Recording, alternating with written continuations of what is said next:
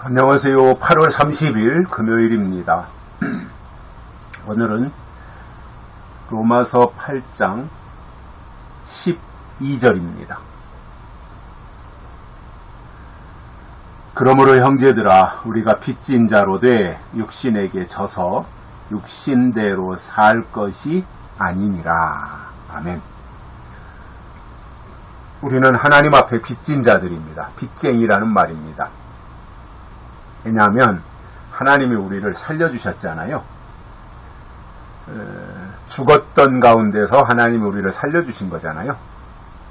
그래서 생명에 대해서 빚진 자이고 또 우리를 영적으로 살려주셨기 때문에 영에 대해서 빚진 자입니다. 그렇다면 우리가 어떻게 살아야 되느냐라는 거예요. 하나님 앞에 빚진 자인데 세상에서도 빚쟁이는 돈을 빌려준 사람 앞에는 완전히 꼬랑지 내리고 죄인처럼 살잖아요. 돈을 빌려준 사람은 큰 소리 뻥뻥 치고 제때에 이자나 원금을 갚지 않으면 난리를 피우고 특히 이제 사채업자나 이런 사람들은 더 그렇잖아요. 하나님이 그러한 위치에서 우리를 향하여 요구하시는 내용들이 있어요. 그렇다고 해서 세상에 그 사채업자들처럼 그렇게 폭력을 행사한다든가 폭군으로 변하는 것은 아니지만 그럼에도 하나님 앞에서 우리가 빚진 자이니 빚쟁이로서 어떻게 살아야 되느냐라고 하는 부분은 우리가 해결해야 될 문제가 되는데 바울이 이렇게 말씀합니다. 우리가 빚진 자로 돼 육신에게 져서 육신대로 살 것이 아니니라. 빚쟁이로서 육신대로 살면 안 된다 이겁니다. 왜냐하면 앞에서도 말씀드린 것처럼 영에 대해서 생명에 대해서 하나님 앞에 빚진 거잖아요. 우리가. 그리고 하나님이 우리를 위해서 십자가에 독생자를 달려 돌아가시게 했고 그리고 그리스도의 영이 우리 안에 오시면 우리 죽을 목숨도 살리시리라. 그러니까 영이 오시면 된다라는 말씀을 해주신 거거든요. 육신으로는 도저히 아무런 방법도 없지만 영이 오시면 된다라고 하는 말씀을 해주셨고 그리고 12절에서 육신대로 살 것이 아니니라 이렇게 말씀하셨단 말이에요. 그러니까 하나님의 영으로 우리 죽을 목숨을 하나님이 살리셨으니 그러므로 이제부터는 육신에게 져서 육신대로 살면 안 된다 이 말씀을 해주신 거예요. 그러니까 육신에게 지지 말아라 이거잖아요. 이 말의 의미가 뭐예요? 육신에게 질 수도 있다는 거잖아요. 우리가 아무리 하나님의 생명을 우리에게 주셨고 또 하나님이 우리에게 하나님의 영을 보내주셔서 우리 안에 하나님의 영이 거하고 계시다고 할지라도 육신의 소욕이 워낙 강하다 보니 영의 소욕을 능가해서 육신에게 질 수 있는 거예요. 이게 우리 세상에서 살아가는 우리의 모습이잖아요. 은혜 받았을 때 이런 때는 하나님의 뜻대로 모든 것을 다 하며 살 것처럼 이렇게 충만하지만 그게 오래 안 가잖아요. 과거에 월요일 저녁부터 토요일 새벽까지 부흥회 할 때 생각해보면 한 주간 동안 정말 그야말로 심령 대부흥회잖아요. 다 회개할 거 다 끄집어내서 회개하고 또 은혜도 받고 충만하고 다 목이 쉬고 이러한 시대가 있었거든요. 그러면 그때 그렇게 부흥회를 통해서 은혜도 받고 회개도 하고 했는데 얼마 지나지 않아서 또 옛날 모습이 그대로 나타나더라 말입니다. 왜 그렇습니까? 육신의 소욕이 그만큼 더 강렬한 거예요.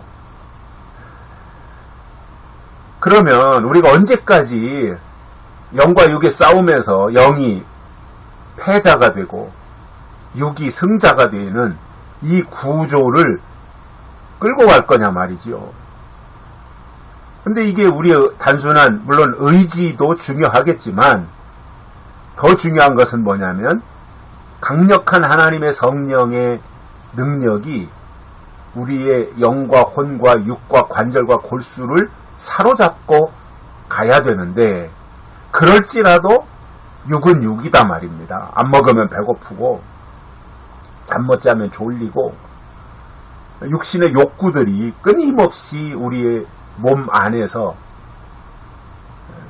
나타나고 있기 때문에 그것을 소홀히 생각했다가는 번번이 폐잔병이 되고 마는 거거든요. 그렇기 때문에 육신에게 져서 이렇게 말한 것은 육신에게 질 수 있다는 말입니다. 그러나 하나님의 은혜로 육신에게 지지 말고, 그리고 육신대로 살 것이 아니니라. 우리는 영의 인도함을 따라 살아가야지 육신대로 살면 안 되는 거예요. 그런데 왜 육신대로 살게 되느냐 하면은 육신에게 져서 육신대로 살게 된다는 말이에요. 그러니까 지금 현재 육신대로 살고 있다고 하는 것은 육신에게 졌다는 말입니다.